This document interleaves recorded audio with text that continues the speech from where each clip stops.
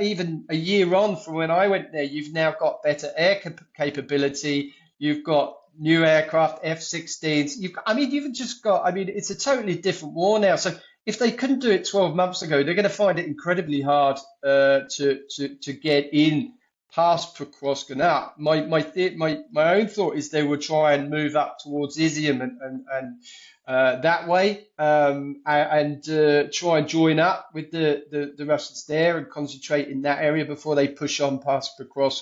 But you got to remember, Putin has really annexed more territory than he's actually got.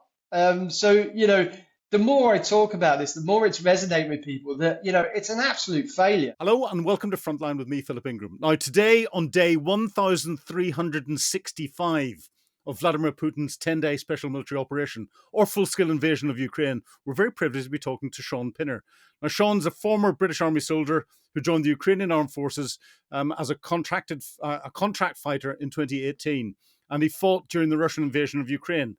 But in particular, during the siege of Mariupol, he was captured and sentenced to death in a show trial by the Donetsk, or the self-proclaimed Donetsk People's Republic, the DPR. But you were freed in September 2022 in a prisoner exchange, and you're an old friend of the show. Shaun, welcome back to Frontline. Thank you for having me back. It's great to be on. Now, we're sitting here at the moment when Polish Prime Minister Donald Tusk has called the explosion that happened in the Warsaw Lublin rail line yesterday, which is a key artery in the supply of aid to Ukraine, as an unprecedented act of sabotage and linked it to Russian hybrid warfare. What do you think? I put on my social media, I think we're really close to World War III when you start talking about things like that. It's not unprecedented for one thing. It's been going on for quite a while. It was only about a year ago, I think, that people were caught installing cameras along the supply routes into Ukraine, and they're quite the routes I take. It's not unprecedented. This has been going on for a while. Now we have the drones into Poland as well. Russia's really good at exploiting the line and treading on the line of Article 5 and pushing the boundaries. I'm pretty careful when I say things like that.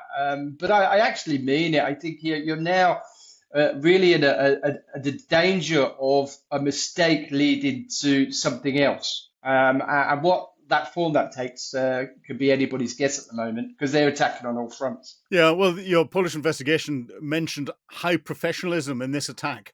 And we're seeing grey zone incidents, as we sort of describe them, happening across Europe at the moment. And it seems to be that Russia's number of incidents are growing, almost month on month, if not week on week. And you mentioned the drones into Poland, the Shahed 136s that come in, but we have reports of drones over Denmark, drones over Swedish military sites, drones over German critical national infrastructure.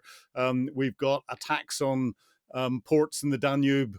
We're seeing increased Russian aggression, not just espionage, but actual physical attacks going in if this sabotage is linked to them. And I have no reason to believe it won't be. Do you think this is a sign that Putin is really getting quite worried with his position and is trying to force people to look in a different direction? Oh, absolutely. I've been saying it for a long time, living in Ukraine for several years. You can actually, the upscaling propaganda I take is that they're really struggling. Putin's really struggling. You've got to go back a bit here. To touch on your first point, the whole ethos now of hiring people, the internet's opened up Russia to be able to really hire the dregs of humanity. Those people needing the next fix, the alcoholics, from even down to local criminal gangs to be able to do this work. People that need money. So the internet's really a major problem in this. It made it accessible for those people to be recruited by the foreign services, the intelligence services of Russia, more so now than ever. So there's that side of it. I'm quite interested in, obviously, the fact that it's a more high-profile professional job. That would scream intelligence services straight when somebody knows what they're doing. So that's quite a scary thought. But certainly the recent upscale in propaganda is massive now on social media, which would give you a good indication that Putin, if you go back, as I was saying, has not succeeded in any of his original goals for invading Ukraine. So, he hasn't toppled the government. He hasn't denazified the Ukrainian regime, which I mean is laughable now. I myself was a Russian speaker, living in East Ukraine. It's the first language I learned because of the geographical location of where I lived. My family, my close community were all Russian speakers. Suzik were a mixture of Russian and Ukrainian. So, we were literally, he hasn't saved any of those Russian speakers. In fact, he's slaughtered quite a few in Mariupol, over 25,000, and those are conservative estimates. You're looking at 6 million to 9 million forced refugees from those areas, which are predominantly Russian-speaking Ukrainians. Do you think the Russians are fixated on towns and stuff? You were part of the defenders of Mariupol, and that tied the Russians up enormously and caused huge casualties. We then saw the Russians' fixation on Bakhmut, and effectively, that fixed the Wagner group until the Wagner group was relieved by the regular Russian army, and then they were fixed in place for a long time. And we're now seeing the Russians fixed on Pokrovsk, but they seem to get this emotional need to go and take these towns and villages at whatever cost it is to them, whereas Ukraine is defending, but it's a huge cost to Ukraine, but an even bigger cost to Russia. Do you think this is a Russian tactic that is completely flawed by them, and is Ukraine making good use of it? Yes, and I think they're slightly adapting those tactics and learning from that over the 3 or 4 years. Certainly with Mariupol, it was about exhausting the enemy's really capabilities. And I'll put it into context. If we hadn't held Mariupol for so long, people suggest that perhaps Kiev could have fallen. So it's essential when you're in like I was, a 200-kilometer encirclement, you've got to get up every time you have some head down and get motivated to be able to dig in and get your guys motivated, knowing that nobody's going to come and rescue you and knowing that you're sacrificing yourself for the greater good. I mean, there's no more testament to motivation and man management than that for 7 weeks. So, and Russia historically go for piles of rubble and they will burn people because Putin's got to sell a narrative at home. The wins have been very few and far between. He's sacrificed truckloads of blood for that. And it was the same in Bakhmut. It's the same in Pokrovsk. And I likened it to Waterloo and the farmhouse at Hougoumont, and being able to, stop an imperial force from coming in and just degrading their military. And now we've got the winter coming too. If you know the terrain, I've been there, I've walked it.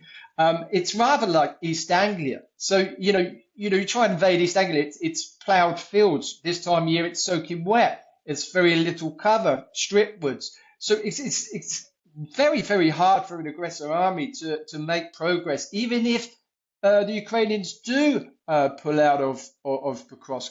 But it is down to now, 10 days, nearly 2 weeks after Putin said he was going to, encircled it and invited journalists. Clearly he hasn't. Clearly they've resupplied people. Clearly they've conducted rotations to get people in and the injured out. And it really is. And then I've got to put my military head on because this sounds quite hard. If it's effective, if it's doing the job and it's killing far more Russians than it is Ukrainians, then they should keep Pokrovsk open for as long as possible, providing that they've got an out if they need it. Well, we'll get into the detail about Pokrovsk in a minute, and what you've described in military terms, because part of my background is as a military planner, is fixing the enemy, and by having these defensive postures, Pokrovsk, Bakhmut, Mariupol, the Russians were fixed in place, both psychologically and militarily, whilst you're carrying out a different effect on them, and that's stopping them going elsewhere and allowing you to do other things. But you've been a defender in this sort of position. What went through your mind, and what will be going through the minds of the Ukrainian defenders in Pokrovsk at the moment? Because you started to describe the stresses that there were and the leadership challenges that there are, but at some stage, people will either accept that and accept their fate, or they'll it'll break them. What do you think is going through the minds of the defenders in Pokrovsk at the moment? Personally, Personally, I don't remember thinking much about home. I was too busy working, and I was hanging off the radio transmissions through the night. When I did get a couple of hours down, you don't really sleep because you're still listening to the radio while somebody else manages, just in case he's falling asleep or he's tired. I remember it well, yes. So you don't really get, and I don't remember for 7 weeks really at all sleeping. And I mean, it's going to be like that for them. Plus, you've got we didn't have an access route out. Yeah, I mean, it's open, but it's under fire control initially. I haven't seen for the last few days, but certainly a week ago, it was the egress and access and egress routes in and out of Pokrovsk were certainly under fire control of the Russians. So I don't know if that's changed slightly. I know they were pushing back on the shoulders of the pocket to try and push them back, and I think they've made good progress. I saw today. And Sersky's just announced, some territory gains around that area, which is very important. As I said, it's down to really the Russian army to lose this now after making such a song and a dance about them taking it already. So this could put a lot of pressure, even more pressure on Putin, because he's not only failed, his whole foreign policy has failed. He's not achieved any of his goals, and this is just going to it's going to lose another, I think they said 150,000 troops in that area now.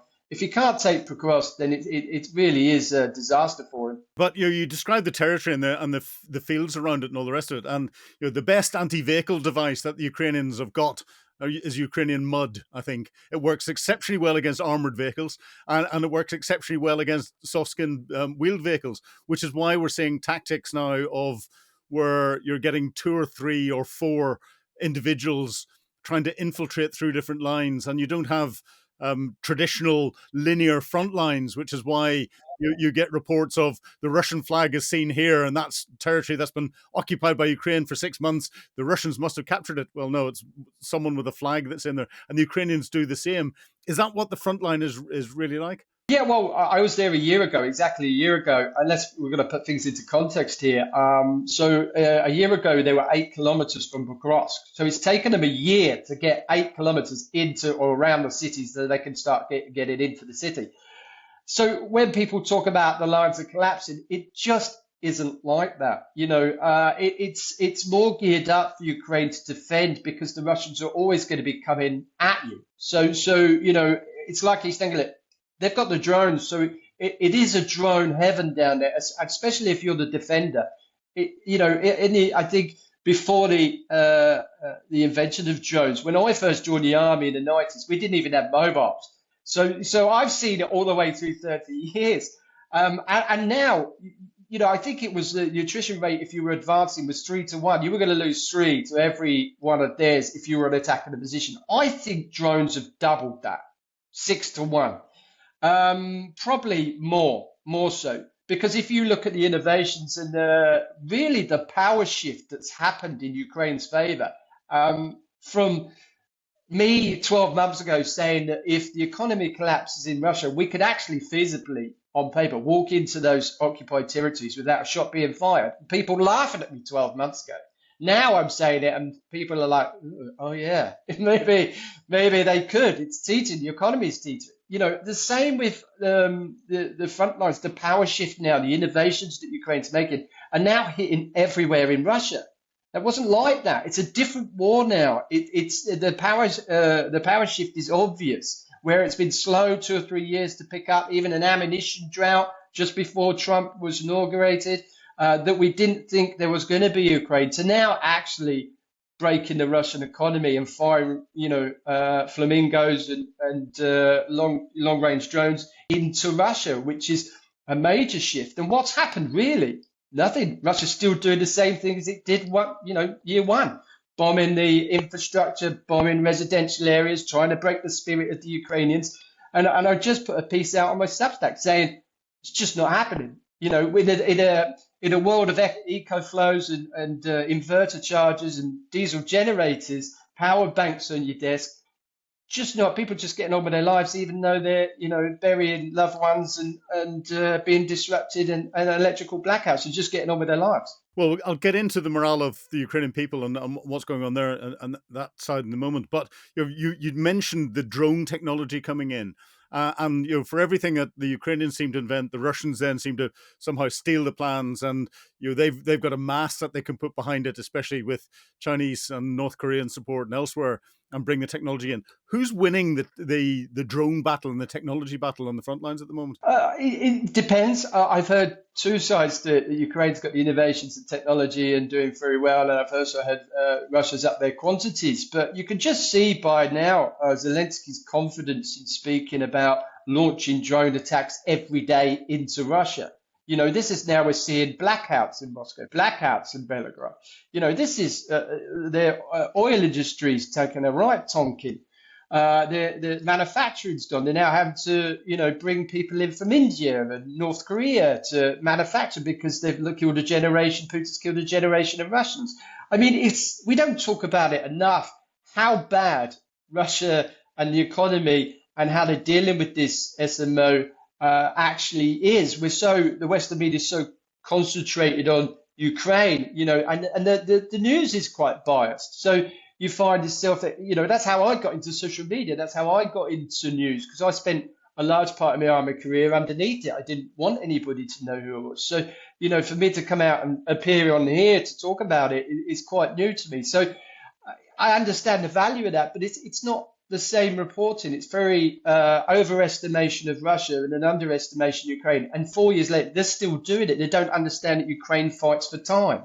And it always has from day one. Well, yeah, it's very interesting. It's a drum that I've been banging for quite a while, because a lot of commentators want to focus on who's winning by how much the front line is shifted. If it's gone a few meters in the Russians' way, the Russians must be winning. But that's a tactical battle. Most wars you are not won or lost purely on the tactical fight. You've got the tactical battle there. You then got the operational level fight, which is the ability of a nation to continue to support its tactical forces. And that's where Ukraine is taking the fight to the Russians with the Flamingo missiles, attacking its ability to pay for the continued operation, attacking the manufacturing capability, the rail infrastructure for logistics, the command and control that's there, assassinating generals, attacking airports so that aircraft can't take off from them, and having to push them further back. And when you look at the Vietnam War, the Viet Cong, whenever they were confronted by a US general who said, "We didn't lose a single tactical battle," the head of the Viet Cong went, "So?" And I think that sums it up. Do you think it's right that that Ukraine is focusing on this operational level, and do you think that's where this war is going to be decided? Yes, I do. I don't think they had. I've been saying for 2 years the innovations, it will be what they can build domestically will win this war, not what we can supply them, and they're doing that. It's always been the case. I do. It's not perfect in Ukraine. Obviously, they've got their own issues. Corruption scandal just recently happened. Manning levels, mobilization. I've been a critic of that. So I'm not sitting there saying it's all great in Ukraine, because it's not. It's been very scary, very, up and down ride, and even last night in Dnipro we got hits very, very bad, and I'm able living here to report that and talk to people about that, when many journalists don't stay in the country for very long. So I don't think, firstly, I've got a privilege of really staying silent, so I'm able to talk about those things quite considerably. But yeah, certainly, I mean, I think the attack in the infrastructure is key. Even down to the fuel trains that are coming in. If you have it was quite well known that the Russians had built, railway lines all the way along the Azov coast to try and get supplies into Crimea. But if you bring a fuel train down on it and the Ukrainians take it out, that train's now stuck on that line. You can't bring any more trains in to supply Crimea. So, the Ukrainians are learning too, and hitting the lines and the infrastructure and the supply routes is really what Ukraine are really good at.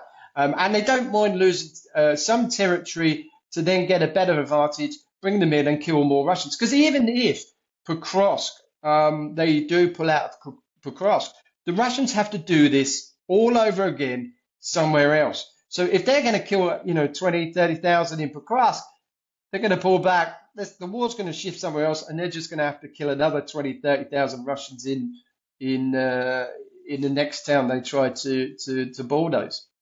Well, again, you described perfectly another planned military operation, which is trading space for time. And the one thing Ukraine has got are lots of destroyed villages with very few civilians living in them anymore that they can trade, provided they're using the time and that space to good effect.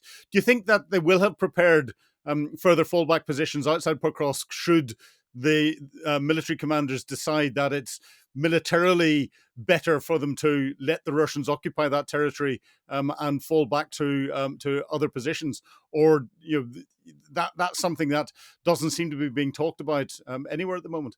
I've been and seen them actually. I went there a year ago. I stood in those second, third line trenches, dragon's teeth, tank ditches, razor wire. Then they've got the artillery. Plus, even a year on from when I went there, you've now got better air capability. You've got new aircraft, F-16s. You've just got. It's a totally different war now. So if they couldn't do it 12 months ago, they're going to find it incredibly hard to get in past Pokrovsk and out. My own thought is they will try and move up towards Izium and that way and try and join up with the Russians there and concentrate in that area before they push on past Pokrovsk. But you got to remember, Putin has really annexed more territory than he's actually got. The more I talk about this, the more it's resonating with people that, it's an absolute failure. So even if he did want to stop now, it's going to be a failure for Putin. So I've always been of the idea he isn't going to stop. He's going to keep going. He's going to push on. So it's been very hard for me these last several months to see these so-called peace talks with the people that Trump sent, knowing full well that Putin was just not going to stop. He's going to go for Kiev. He's always wanted Kiev. That's what he wants. It's been an extremely hard 6 months. Well, yes, but the Ukrainians, seem to be having some success. The Russians keep saying, as you said earlier, that they've taken Pokrovsk and they've completely surrounded it. But there was a report just earlier this week from the Ukrainian, the head of the Ukrainian military, that turned around and said that the general staff stated that as of 15th of November, Ukrainian forces had liberated 189 square kilometers and cleared nearly 260 square kilometers in the Pokrovsk district. That's completely opposite to what we're hearing out of the Russians and seems to be bleaching into mainstream Western press. Who do you believe? Certainly, I would believe the Ukrainians above the Russians, not because I'm pro-Ukrainian. I've seen the other side. I've been in the other side. I know I've been in prison with guys who criticized the military, and there are new laws that stop you from even criticizing the military in Russia. So, look at the military bloggers on the other side have been restricted, cut down, controlled, contained. So I would definitely, having been on the front lines, I know the reporting that goes on the front lines. At 5 o'clock every day, you've got to put your figures in. That's collated to a central point. And if you don't put those figures in, then you could be in some serious trouble. So, I would tend to believe more so the Ukrainians' figures because I've been here and worked here and seen it. Certainly, the Russians, you've just seen what's happened with Pokrovsk. We've encircled it, bring the press with you. They're still stuck in World War II and the big propaganda jobs. The Statue of Liberty is kaput. It's still hasn't moved on very far. And when you've been trained in resistance and survival, and my courses that I did was sort of 30 years ago, and I was putting it into practice in 2022, you realize that some elements of the Russian military haven't moved very far from, the Second World War. But you've got first-hand experience, albeit a few years ago, of the Russian troops, and you must have talked to them and understand their morale, motivation, all the rest of it. And you must be talking to Ukrainian troops at the moment who have or potentially captured Russian troops to find out how that morale is changing in the front line. What do you think it's like for a Russian soldier in the front line at the minute? Well, I've spoken to them. I was invited to see captured Russian soldiers in the west of Ukraine, and while I had to be very, very careful of abiding with the Geneva Conventions, Uh, Really, we were only able to talk to them if they agreed to talk to us. And when they realized I was a prisoner and not press held in Russia, we couldn't keep them away after that. So they wanted to chat. So we talked to a few Wagner people. We talked to many foreigners that Russia is now moving into the Russian military from some of the poorest places on the planet. We spoke to many from the Middle East and Africa who were, recruited by criminal gangs and moved to areas where there were consulates and embassies so that they could sign up and get a tourist visa. And those restrictions allowed these foreigners en masse to come over. Within 2 weeks. They were in Russia, and many of the visas that they issued, the Russians know that the Africans or the people from the Middle East will overstay those visas and work illegally, and that's where they get them. That's where they contract them to then fight in the Russian military. And many of these guys were demoralized. Why are we not being exchanged? Why are we still here? We're watching white ethnic Russians get exchanged and go home. And I was trying to explain to them that there is no humanitarian rights in Russia. There's no access from the Red Cross. I got no access from the Red Cross. So, you're probably going to be here to the end of the war because, we know there are, Australians and Americans that are captured on the Russian side. We want to get them home so we could get our guys back. But Putin isn't exchanging them. So their morale is rock bottom. And the reason he doesn't want them home, because they'll tell the rest of the Russians the reality of what it's like. So he's going to keep those people here, in Ukraine. So that being said, the will to fight for the Ukrainians is still there. It's not changed. Probably made us more angry. We're tired. We're extremely tired. We have problems, but generally the will to fight is still there. But again, you're looking from the Ukrainian perspective. We saw reports this morning of a missile strike on Kharkiv region killing a 17-year-old girl, alongside reports of emergency power outages across the country. How, is that affecting Ukrainian civilian morale and therefore the support that there is for the government to continue the fight against the Russians? No, not that I see. Corruption has that effect for sure. I mean, that's caused a lot of outrage. For example, my wife, who really doesn't really talk about politics, was really outraged at that. She was even talking to me about it, which is quite, But do you think it's a good thing that the corruption's come out and it shows that the Ukrainian government has got processes in place now to identify and expose the corruption, whereas in the old days of Ukraine, as part of the Soviet structure and almost before Zelensky came in, then that sort of corruption would have been pushed under the table because it was, the people that were carrying out were all powerful. So those that are corrupt have got nowhere to hide anymore. No, absolutely. It's very much why you're not seeing protests now in Kiev and a repeat of summer because, the system is working. It is catching these people out. So I suspect that because of the Ukrainians who they are, they would be protesting in Kiev by now. There's small protests, but nothing like we saw in the summer. So yes, it is working. But I mean, yeah, it's heartbreaking. These attacks last night in Dnipro, they are heartbreaking. But you've got to remember, these cities are huge. Unless you're in Kharkiv or Pokrovsk, you can spend most of your days not even knowing there's a war on. So, you can go 3 or 4 days without hearing a drone or an explosion, especially in Dnipro. And we're about 2 hours from the front line. But Putin does want you to believe he's smashing the whole of Ukraine. Yes, it is bad when it comes in. Yes, it comes bad into Kiev. But there are large parts of Ukraine that are not even touched. So, it is a bit of a propaganda win for Putin. But yeah, I don't see the problems on the front of the war, the problems, but the corruption, yeah, that's a biggie. So finally and briefly, what's going to happen next year? Yeah, I mean, that's a personally, I mean, I'd love to see Russia collapse economically and this whole war stop and walk straight back into Mariupol. But realistically, I think what you're going to see is a lot of other fronts, not militarily, but other fronts come into play. Economics, for sure. We're going to see that come to attrition next year. Possibly more sabotage and deflective operations by Russia while it is trying to draw attention from Ukraine. What it's going to plan next, I don't know.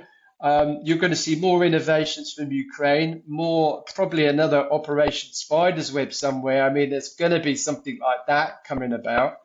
Yeah, so I mean, even Bunov over the last week was saying, we're going to be doing some more operations. So, it's not over. And I keep telling people about this power shift and how when I was in captivity, the Russians were extremely scared of the SBU, the Ukrainian version of the FSP. They wouldn't let me ring anybody in Ukraine. They were scared of them tracking. It's very much like that, and I think it's starting to even up a bit, even though Russia hold 20% of the country. I don't think they're going to push on. I'm not too worried about if Pokrovsk falls, that's going to change the outcome of the war. It's certainly not. You touched on it earlier. I think we don't have front lines as such anymore. We have 20-kilometer kill zones. If you want to put all your soldiers in, I wish Russia would put all their soldiers in that 20-kilometer kill zone because they wouldn't last 5 minutes. So you want quick reaction force.